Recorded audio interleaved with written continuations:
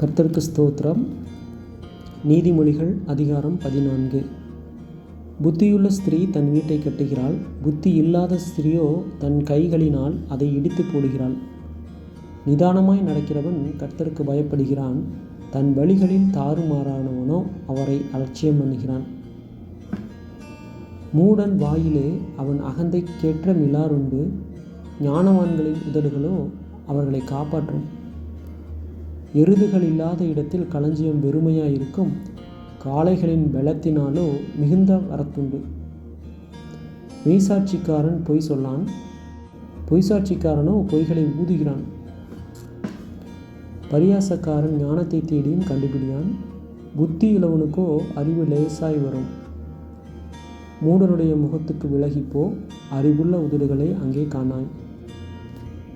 தன் வழியை சிந்தித்துக் கொள்வது விவேகியின் ஞானம், மூடர்களுடைய வஞ்சனையோ மூடத்தனம்.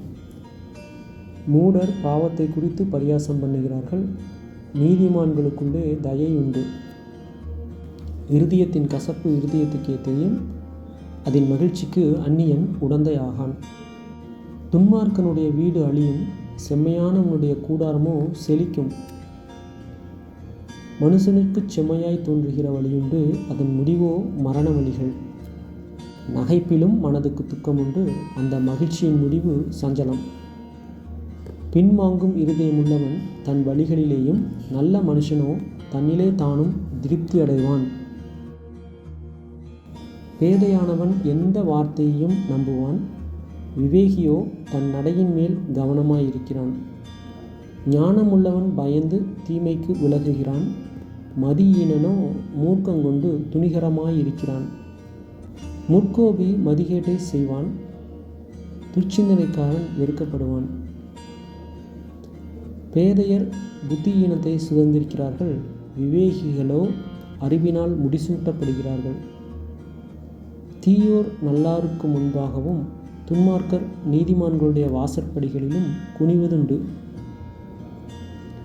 தரித்திரன் தனக்கடுத்தவனாலும் பகைக்கப்படுகிறான், ஐஸ்வர்யவானுக்கோ அநேக சிநேகிதருண்டு. பிறனை அவமதிக்கிறவன் பாவம் செய்கிறான், தரித்திரனுக்கு இறங்குகிறவனோ பாக்கியமடைவான். தீமையை யோசிக்கிறவர்கள் தவறுகிறார்கள் அல்லவோ, நன்மையை யோசிக்கிறவர்களுக்கோ கிருபையும் சத்தியமும் உண்டு. சகல பிரயாசத்தினாலும் பிரயோஜனம் உண்டு, உதடுகளின் பேச்சோ வறுமையை மாத்திரம் தரும். ஞானிகளுக்கு முடி அவர்கள் செல்வம், மூடரின் மதியீனம் மூடத்தனமே. மெய்சாட்சி சொல்கிறவன் உயிர்களை இரட்சிக்கிறான், வஞ்சனைக்காரனோ பொய்களை ஊதுகிறான்.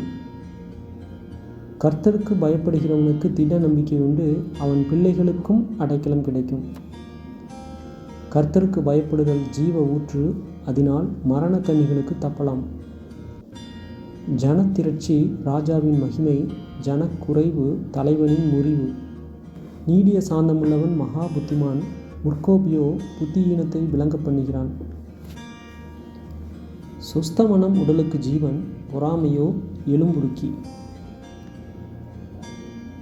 தரித்திரனை ஒடுக்குகிறவன் அவனை உண்டாக்கினவரை நிந்திக்கிறான், தரித்திரனுக்கு தயை செய்கிறவனோ அவரை கனம் பண்ணுகிறான். துன்மார்க்கன் தன் தீமையிலே வாரிக்கொள்ளப்படுவான், நீதிமானோ தன் மரணத்திலே நம்பிக்கையுள்ளவன். புத்திமானுடைய இருதயத்தில் ஞானம் தங்கும், மதியீனரிடத்தில் உள்ளதோ வெளிப்படும். நீதி ஜனத்தை உயர்த்தும், பாவமோ எந்த ஜனத்துக்கும் இகழ்ச்சி. ராஜாவின் தயை விவேகமுள்ள பணிவிடைக்காரன் மேல் இருக்கும், அவனுடைய கோபமோ இலச்சையுண்டாக்குகிறவன் மேல் இருக்கும். ஆமென்.